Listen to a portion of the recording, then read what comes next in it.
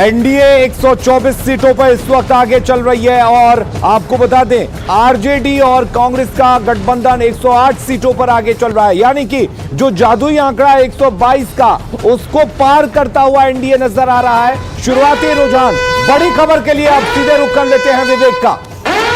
बिल्कुल एलजेपी से क्या सूचना आ रही है? सूचना बिल्कुल पुख्ता है। एलजेपी किन सीटों पर आगे है, किन सीटों पर बढ़त है और कहां से? कस्बा से एलजेपी के प्रदीप कुमार दास आगे चल रहे हैं। दूसरी बात, प्रदीप कुमार दास पहले बीजेपी में थे लेकिन फिर एलजेपी में आ गए।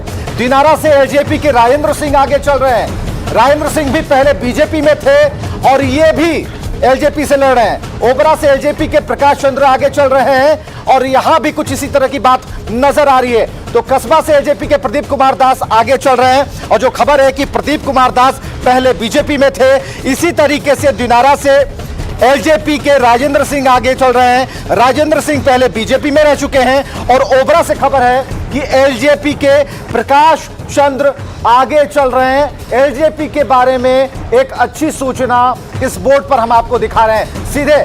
और चलिए फिर इसके बाद रुख करते हैं अलीम का। बिल्कुल विवेक, 4 सीटों पर एलजेपी इस वक्त बढ़त बनाए हुए है और वो सीटें आपको हमारे सहयोगी विवेक बता रहे थे, लेकिन ये उम्मीदवार वही हैं जो बीजेपी से टूटकर एलजेपी में चले गए और ऐन वक्त पर एलजेपी के टिकट पर चुनाव लड़ लिए। लेकिन कहां पर क्या कुछ समीकरण है, ये जादुई आंकड़ा किस तरीके से सटीक बैठ रहा है, इसको बताने के लिए सीधे लिए चलते हैं मैजिक वॉल पर विभाग के साथ।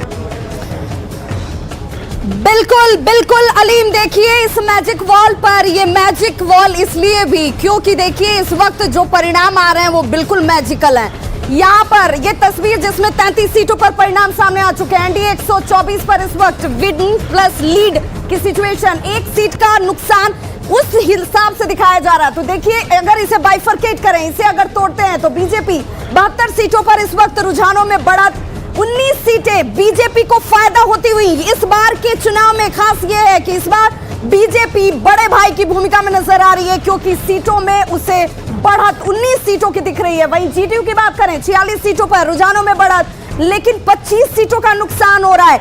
यानी कि जेडीयू जो है, जो सबसे ज्यादा सीटों पर अपने सहयोगी के साथ खड़ी हुई थी, लेकिन 25 सीटों का नुकसान।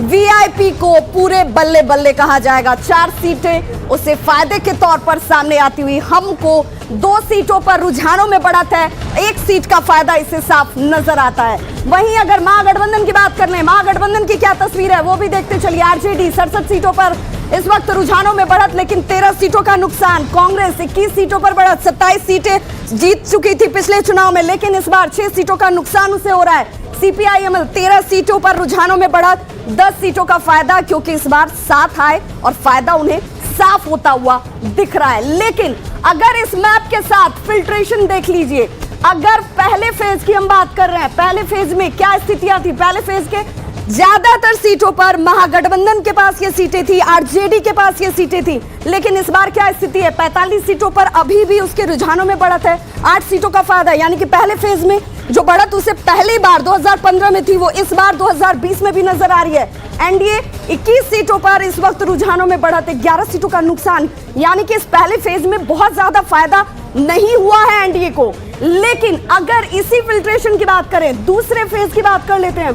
दूसरे फेज में क्या स्थिति बनी? दूसरा फेज ये तमाम वो इलाके, और इन इलाकों में देखिए महागठबंधन 41 सीटों पर इन रुझानों में बढ़त के साथ नुकसान या फायदा कुछ भी नहीं हुआ, लेकिन एनडीए को 53 सीटों पर रुझानों में बढ़त और इसमें 3 सीटों का फायदा एनडीए को जरूर हो रहा है। और ये देखिए एलजेपी जो ये कह रही थी कि खेल बिगड़ जाएगा, आरजेडी को न फायदा होगा लेकिन हम जेडीयू को नुकसान जरूर पहुंचा जाएंगे। और यहाँ पर 3 सीटों पर हमारे सहयोगी लगातार बता रहे हैं कि एलजेपी जो है वो बढ़त बनाए हुए है। एआईएमआईएम छोटी पार्टियां, लेकिन 4 सीटों पर उसने भी बढ़त बनाई हुई है। और इसीलिए कह रहे हैं कि देखिए मुस्लिम डोमिनेटेड एरिया की हम जब बात करते हैं तो कोसी और सीमांचल के ये इलाके हैं, इन इलाकों पर जरा नजर डालिए। एनडीए 30 सीटों पर बढ़त रुझानों में, जिनमें 3 सीटों का उसे फायदा हो रहा है। महागठबंधन 17 सीटों पर रुझानों में बढ़त, 8 सीटों का नुकसान। ये वो इलाके हैं जहां पर मुस्लिम आबादी ज्यादा है। 70% आबादी जो कही जाती है सीमांचल और कोसी की, वो मुस्लिम आबादी है और इसे कोर वोटर कहा जाता रहा है अब तक आरजेडी का। लेकिन इस कोर वोटर ने उनके साथ वो नहीं किया जिसकी उम्मीद वो कर रहे थे, और इसीलिए हम कह रहे हैं कि इस इलाके में फिलहाल वो स्थिति नहीं बन पाई जिसका दावा महागठबंधन की तरफ से हो रहा था। यानी कि जो फैक्टर है जाति का, वो यहाँ पर काम नहीं कर रहा है। जाति से अलग हटकर इन इलाकों में लोगों ने जेडीयू को और बीजेपी को फायदा पहुंचाया है, और इसीलिए बड़ी खबर के लिए सीधे रुक करते विवेक का। शुक्रिया विभा। 4 सीटों की बात करते हैं। एआईएमआईएम, जिसके बारे में किसी को उम्मीद नहीं थी, अररिया के जोकीहाट से एआईएमआईएम के और बहादुरगंज से मोहम्मद अंजार निजामी आगे चल रहे हैं। पूर्णिया के अमौर से एआईएमआईएम के अख्तरुल ईमान प्रदेश अध्यक्ष आगे चल रहे हैं। बहादुरगंज से मोहम्मद अंजार निजामी आगे चल रहे हैं। कोचा धामन सीट जहां से एआईएमआईएम के मोहम्मद जहार आगे चल रहे हैं। तो ये कुल 4 सीटें हैं जिनके बारे में हम खबर दे रहे हैं आपको। अररिया के जोकीहाट से एआईएम के प्रत्याशी आगे चल रहे हैं। बहादुरगंज से ऐसी खबर है जहां पर उनके प्रत्याशी आगे चल रहे हैं। पूर्णिया के अमौर से एआईएमआईएम के प्रत्याशी आगे चल रहे हैं, और बहादुरगंज, इन 4 सीटों के बारे में हमने आपको जानकारी दी जिसके बारे में कोई कुछ नहीं कह रहा था। लेकिन न्यूज़ 18 ने कहा था कि बीच में सेंधमारी होगी, और जब सेंधमारी होगी और कुछ रिजल्ट ऐसा होगा तो तस्वीरें बदल जाएंगी, जो अभी आप बड़ी खबर के तौर पर देख पा रहे हैं। सीधे रुक करते हैं अलीम का। बिल्कुल विवेक, अगर बात किया जाए यहां पर किशनगंज की, तो 2 सीटें कोचा धामन और जोकीहाट, जहां से इस वक्त एआईएमआईएम के प्रत्याशी आगे चल रहे हैं, और ये काफी चौंकाने वाले हैं। अगर हम बात करें लाइव रिजल्ट हम का रुख कर लेते हैं सबसे पहले, और वहां से क्या कुछ हलचल है। शिरांदा, क्या हलचल है? निश्चित रूप से अलीम, जैसा कि पहले ही कहा जा रहा था, जब चुनावी मैदान में एआईएमआईएम का पदार्पण हुआ, ओवैसी का पदार्पण हुआ, तभी ये कहा जा रहा था कि बड़ा नुकसान ये महागठबंधन के लिए हो सकता है, क्योंकि जो सीटें यहाँ पर विवेक बताते हुए नजर आ रहे हैं, जोकीहाट की जो सीट है, इन सीटों पर या फिर सीमांचल की जो सीटें हैं, उस पर कहीं ना कहीं महागठबंधन का यानी कि आरजेडी या कांग्रेस का कब्जा रहा करता था, लेकिन उस पर एआईएमआईएम बढ़त बना रहा है। लेकिन इस बीच लगातार नतीजे जो है सामने आते जा रहे हैं तेजी से, और ज्यादा सीटें जो है एनडीए के पक्ष में जाती जा रही है। क्या कुछ अहम है, संतोष जी से जानेंगे। संतोष जी, क्या कुछ अहम चीजें निकलकर सामने आ रही है, क्या कुछ खास बातें, कितना रिजल्ट आ गया? सिराना जी, अब तक 33 सीटों का रिजल्ट आ गया है, जिसमें एनडीए को 22, महागठबंधन को 10 और अदर्स में 1 सीट गया है जो बीएसपी जीती है कैमूर के रामगढ़ से। इसकी बड़ी बातें जो अब तक 32 सीटें जो परिणाम आया है, इसमें बड़ी बातें ये है कि सुरेश शर्मा मंत्री मुजफ्फरपुर से वो चुनाव हार गए हैं। दरअसल पटना में जो बाढ़ आया पिछले साल, सब कोई जानता है, हर कोई जानता है, तो उसमें क्या हुआ कि उसको लेकर के मंत्री जी का काफ़ी ये हुआ। हालांकि इस चुनाव पटना के बारे में पप्पू यादव ने काफ़ी लोगों को बिस्कुट पहुंचाया, पानी पहुंचाया, लेकिन उसका पप्पू यादव को भी लाभ नहीं मिला, लेकिन ये सुरेश शर्मा भी हार गए। मुजफ्फरपुर से कांग्रेस के विजेंद्र यादव जीते हैं। इसके अलावा बाहुबलियों पर भी की बाहर देखने को मिल रही है बिहार में। मुकामा से अनंत सिंह जीत गए हैं। चलिए शिरांदा, यहाँ पर बहुत ज्यादा फायदा जन अधिकार पार्टी के नेता पप्पू यादव को नहीं मिला, लेकिन कुल मिलाकर ये कहना गलत नहीं होगा। हमारे साथ इस वक्त प्रेमचंद्र मिश्रा जी जुड़े हुए हैं। प्रेमचंद्र मिश्रा जी, आपसे जानना चाहेंगे, अगर हम बात करें सीमांचल की, तो आपको नहीं लगता कि सीमांचल में पहले कांग्रेस की पैठ हुआ करती थी, लेकिन यहाँ पर एआईएमआईएम ने सेंधमारी की है, और कहीं ना कहीं इसका नुकसान जो हुआ है वो महागठबंधन को हुआ है? हाँ, मैं आपकी बातों से सहमत हूँ, और इस बात की आशंका थी कि आखिर उस दिन ओवैसी यहाँ के चुनाव क्यों लड़ना चाहते हैं, उनकी क्या यहाँ राजनीतिक आकांक्षा हो सकती है। लेकिन जहाँ जहाँ हमने देखा कि भारतीय जनता पार्टी को मदद पहुँचाने की आवश्यकता होती है, ओवैसी जैसे लोग सामने आते हैं, तो वो एप्रीहेंशन हमें था कि वो सीमांचल के सर्टेन एरिया में जहाँ हमारे कई सिटिंग विधायक हैं और कई हमारा मजबूत जनाधार भी है जी, वहाँ मतों के विभाजन के लिए ओवैसी की पार्टी को कहीं न कहीं पीछे से बीजेपी का हाथ रहा है, और वो लगता है कई सीटों पर हमें इसका नुकसान उठाना पड़ा है, जो आपके रुझान बता रहे हैं जी। लेकिन मैं इतना जोड़ना चाहता हूँ, कभी भी चूँकि वहाँ काफ़ी मतों की गिनती बाकी है, जब परिणाम आएंगे तो हो सकता है इससे कुछ चलिए भिन्न ठीक परिणाम आए और है, इंतजार करते हैं गिनती का। चित्ररंजन जी, यही चीज आपसे जानना चाहेंगे। अगर मुस्लिम वोट बैंक की बात करें तो इस पर यह कहा जा रहा था कि आरजेडी अपना पूरे तरह से हक जताती है, लेकिन कहीं ना कहीं अगर सीमांचल की बात की जाए, कोसी इलाकों की बात की जाए, तो इस बार वहां का मुस्लिम धड़ा जो है वो महागठबंधन के साथ ना जाकर कुछ अलग अपनाता हुआ दिख रहा है। नहीं, कुछ इधर से उधर हुआ होगा, लेकिन ऐसे एज ए होल मुस्लिम का वोट महागठबंधन के साथ है। और मुस्लिम का ही नहीं, जिन लोगों को भी धर्मनिरपेक्षता, समाजवाद और भारतीय लोकतंत्र में आस्था है, वे सभी महागठबंधन के साथ हैं। ऐसी बात अभी काउंटिंग चल रही है, अभी देखिए, प्रतीक्षा कीजिए, अभी आगे और क्लियर होगा। लेकिन एक बात बताइए, पहले फेज में अगर बात की जाए, पहले फेज में जो हमारे सहयोगी विभा इस वक्त मैजिक वॉल पे बता रही थी कि पहले फेज में तो महागठबंधन ने अच्छा प्रदर्शन किया है, लेकिन उसके बाद दूसरे और तीसरे फेज में अभी जो शुरुआती रुझान है उसके मुताबिक जो प्रदर्शन होना चाहिए वो महागठबंधन का गिरते चला गया है। क्या वजह मानते हैं इसकी? नहीं, हम तो 100 पर चले गए थे, फिर बढ़ रहे हैं, बढ़ते बढ़ते अभी 113-14 पर पहुंच गए हैं। और जो हम लोग को रिपोर्ट आई है, लगभग 135 सीट पर हम लोग लीडिंग पोजीशन में हैं। अभी काउंटिंग की प्रक्रिया चल रही है, अभी और आने दीजिए, और बहुमत में हम लोग आएंगे निश्चित रूप से। चलिए, हमारे साथ जेडीयू और बीजेपी के नेता भी इस वक्त जुड़े हुए हैं। हम जेडीयू से जानना चाहेंगे, इस वक्त जेडीयू खेमे में काफी हलचल है, ढोल नगाड़े बज रहे हैं और बीजेपी के खेमे में होली भी खेली जा रही है दिवाली से पहले, लेकिन रिएक्शन जेडीयू से?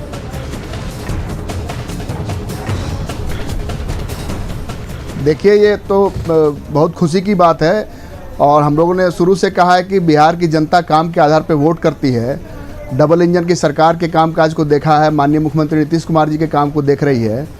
और ये लोग वोट के जो ठेकेदार थे ना, हिंदू मुस्लिम और तमाम चीज़ों, जात पात की राजनीति करने वाले, वो सब लोग ध्वस्त होते दिख रहे हैं, और विकास के नाम पे जनादेश सामने है। बिल्कुल, बीजेपी से एक रिएक्शन लेते हैं। अगर देखा जाए, शुरुआती रुझान अब धीरे धीरे नतीजों के करीब पहुंच चुके हैं, और अभी तक जो सबसे ज्यादा सीटें गई हैं वो बीजेपी के खाते में गई हैं। क्या रिएक्शन है इस पर? ये हमारे प्रधानमंत्री जी के द्वारा दिए गए गिफ्ट, जो योजना होती है वो, और नीतीश जी के द्वारा उसका इम्प्लीमेंटेशन, और हमारा 243 सीट पर जो बूथ मैनेजमेंट रहा है, सप्तऋषि का हम लोगों ने निर्माण किया, बूथ कमेटी का निर्माण किया, वहाँ से हम लोग जिताने में काफ़ी मदद मिली है। वो जदयू को भी मदद मिली, हमको भी, वीआईपी को भी और बीजेपी को भी। और प्रधानमंत्री जी के द्वारा योजना का हर एक परिवार में कुछ न कुछ उस योजना का लाभ मिला है। किसी को पक्का मकान मिला है, किसी को शौचालय मिला है, किसी को स्वच्छ पानी मिला है, किसी को आयुष्मान भारत का कार्ड मिला है जी, और किसी को गैस मिला है। इन सारे चीजों का लाभ लोगों को मिला है। और नीतीश जी के द्वारा जो पंचायत में रिजर्वेशन करवाया गया, और फिर जो नौकरी में करवाया गया। चलिए, आपको रोकेंगे। इस वक्त एक बड़ी खबर है, और बड़ी खबर के लिए सीधे विवेक का रुख करते हैं। बिल्कुल अलीम, और बड़ी खबर यह है कि अदर ने तो गदर मचा दिया है। गदर इस बात को लेकर के कि एलजेपी के उम्मीदवार के बारे में सूचना मिल रही है, लेकिन एलजेपी के उम्मीदवार 2 सीटों पर आगे चल रहे हैं। इसके अलावा एआईएमआईएम के उम्मीदवार 4 सीटों पर आगे हैं। सूचना यह भी है कि बीएसपी से 1 सीट पर बीजेपी जीत चुकी है और 1 पर आगे चल रही है। 2 सीटों पर निर्दलीय उम्मीदवार आगे हैं, यानी कि जो 10 सीटों पर अन्य का आंकड़ा हम कह रहे हैं कि अदर ने गदर मचाया है। और गदर कैसे मचाया, इस पर आप देख रहे हैं। एलजेपी के उम्मीदवार 2 सीटों पर आगे चल रहे हैं, इसके साथ एआईएमआईएम के उम्मीदवार 4 सीटों पर आगे हैं। और यही होगा टर्निंग पॉइंट। इनके हाथों में हो सकती है चाबी, और एक बड़ी मजबूती के साथ अन्य बढ़ते हुए आगे नहीं बल्कि फुल स्पीड में है। और यहां पर एलजेपी के उम्मीदवार के बारे में हम आपको सूचना दे रहे हैं, एआईएमआईएम के उम्मीदवार के बारे में सूचना दे रहे हैं। एलजेपी 2 सीटों पर आगे चल रही है, एआईएमआईएम के उम्मीदवार 4 सीटों पर आगे चल रहे हैं, एक बड़ी संख्या की तरफ रुख कर रहे हैं। बीएसपी 1 सीट पर जीत चुकी है, 1 पर आगे चल रही है, और 2 सीटों पर निर्दलीय उम्मीदवार आगे हैं। सीधे रुख करते हैं अलीम का। बिल्कुल विवेक, अन्य जो है इस वक्त काफी अहम भूमिका होगी और बिल्कुल सही कहा आपने, अदर्स जो है इस वक्त गदर मचा रहे हैं। हमारे साथ हमारे तमाम मेहमान भी जुड़े हुए हैं। प्रेमचंद्र मिश्रा जी से जानना चाहेंगे इस बार अन्य जिसमें एआईएम, बीएसपी, इस तरह की तमाम पार्टियां थी जो बिहार के चुनाव में इस वक्त अपना किस्मत आजमा रही थी, वो ना कहीं महागठबंधन को खासकर असर कर रही हैं और नुकसान पहुंचा रही हैं, क्योंकि कई सीटों पर वो आगे निकल रहे हैं। मैं इसे ये नहीं मानता कि सिर्फ महागठबंधन को नुकसान पहुंचाई है। मैंने तो आरंभ से कहा था कि भारतीय जनता पार्टी बिहार में 3 तरह के गठबंधन बना के चुनाव में आई है। एक गठबंधन तो उसका ऑफिशियली जेडीयू के साथ था, दूसरा गठबंधन उसने हिडन रूप से किया था एलजेपी के साथ। आप ही ने भी बताया कि बीजेपी के कई लोग एलजेपी के सिंबल से चुनाव लड़े और आगे चल रहे हैं, वो एक दूसरा गठबंधन था। और तीसरा मायावती और ओवैसी, ये तमाम लोग जो अपने आप को बिहार से बाहर तो कहते हैं भाजपा के विरोध में हैं, लेकिन यहाँ आके उन्होंने बीजेपी के लिए काम किया और बीजेपी के बी-सी टीम के रूप में अलायंस उनका नहीं था, लेकिन वो उन्हीं का काम कर रहे थे। तो ये 3 प्रकार के गठबंधन कहीं न कहीं उससे हमें भी नुकसान हुआ है और कहीं न कहीं नीतीश कुमार को भी नुकसान पहुंचाया है। ये भारतीय जनता पार्टी की रणनीति रही होगी, ऐसा मुझे लगता है, जो अब तक का रुझान आपको आया है। बिल्कुल। लेकिन बिहार की जनता अगर ओबीसी पर भरोसा करती है या मायावती को लेकर कोई मतदान करती है, तो ये बिल्कुल समझ से पड़े है कि आखिर ऐसा क्यों कर रही है। बिल्कुल चित्ररंजन जी, आपसे जानना चाहेंगे, अगर बात करें महागठबंधन की तो कांग्रेस और आरजेडी को कई सीटों पर नुकसान होता हुआ दिख रहा है रुझानों में, लेकिन अगर हम बात करें लेफ्ट पार्टियों की तो लेफ्ट पार्टियों का वोट बैंक जो होता है वो सही तरीके से ट्रांसफर हुआ है उनके खाते में। क्या वजह मानते हैं इसकी? नहीं, महागठबंधन में जो भी दल थे सब ईमानदारी से एक दूसरे के साथ रहे हैं और हर पार्टी का वोट ट्रांसफर एक दूसरे के साथ हुआ है। ये अलग बात है कि यहाँ लेफ्ट पार्टी को थोड़ी मैंने अच्छी उपलब्धि मिल रही है, लेकिन सब मिल के लड़ रहे हैं और सबका वोट एक दूसरे को ट्रांसफर हुआ है। चलिए, हमारे साथ और भी हमारे मेहमान जुड़े हुए हैं। हमारे साथ राणा रणधीर सिंह जुड़े हुए हैं इस वक्त, और ये चलिए भैया भाभी जी के पास चल लेते हैं क्योंकि उनके पास बहुत सारे लोग मौजूद हैं। आपसे जानना चाहेंगे लोगों का क्या कुछ कहना है। भाभी जी, आप ही बताइए सबसे पहले। बाप रे बाप, लोग का तो होश उड़ा हुआ है जी। हमको तो लगता है कि वैक्सीनमा का असर नहीं ना है। चलिए पूछते हैं, क्या भैया पूछिए लेते हैं। सर, आपको क्या लगता है कि वैक्सीनमा का असर तो नहीं है? जी न, सच्चाई का असर है, सच्चाई का जीत होता है। 10 लाख आ गया नौकरिया, उससे ज्यादा स्वराज वाला आपको 19 लाख दे रहे हैं बेरोजगार का रोजगार, वो तो झांसा में ले रहे हैं। तो इसमें आपको सच्चाई लग रहा है? एकदम सच्चाई लग रहा है। कोई गुंडागर्दी नहीं चाहेगा, हर पेट के रोटी चाहिए, हर हाथ के काम चाहिए। अच्छा, ये बात पहले था मन में कि अभी रुझान देख क्या है? शुरू से हमारा प्रमोद सिंह नाम हुआ, अलावलपुर पियरिया घर हुआ, गौरी चक थाना में। तो बड़ा खुश है? जी एकदम खुश है, दिल से खुश है। अब हम बेरोजगार हुए, हम अपन बाल बच्चा के बेरोजगार नहीं ना चाहेंगे होना। रोजगार की बात तो उधर हो रहा था, 10 लाख नौकरी, इधर भी 19 लाख रोजगार का बात हो रहा है। सृजन करेंगे सर जी, सृजन करेंगे, मतलब रोजगार के व्यवस्था करेंगे। तो किसी तरह पेट भरना चाहिए, प्राइवेट नौकरी हो, सरकारी नौकरी हो, प्राइवेट जॉब हो, कोई भी चीज धंधा पानी हो। एकदम खुश है, एकदम खुश है। नीतीश कुमार चौथी बार भी आते तो भी बहुत खुश है। देश सुरक्षा रहेगा तब तो हम लोग जात गोतिया बतियाएंगे, जब देश सुरक्षा नहीं रहेगा तो जात गोतिया बतियाएंगे। भैया खाली लिट्टिया से किएगा कि बातों कीजिएगा, कीजिए बात कर ले, लिट्टी के दुकान पर बात करना है। आइए भौजी, चलिए आइए, ये खाली सब ठीक है के बात करेंगे। अरे जोर से बोलिएगा, सब ठीक है? अरे देव आवाज मैडम इधर अरे आ जाओ जल्दी, अरे जल्दी लिट्टी के दुकान पर आ जाइए। आइए बाबा, हटिए आइए। अरे फिर क्यों नहीं खड़ा? हट आइए। जी, आपका नाम?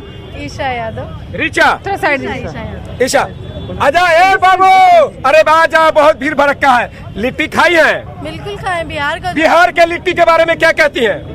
बिहार का जो लिट्टी नहीं खाया वो बिहारी बाबू नहीं कहलाएगा। क्या बात है, जो बिहार का लिट्टी नहीं खाया भौजी, वो बिहारी बाबू नहीं कहलाया। भाभी भूल जाते हैं। तरीके भौजी कहते हैं, तुमको झटका कहे लगता है? आपको तो पता है भौजी में प्यार ज्यादा है। भौजी लगता है बिहार की जगह कहीं और से ले आए हैं।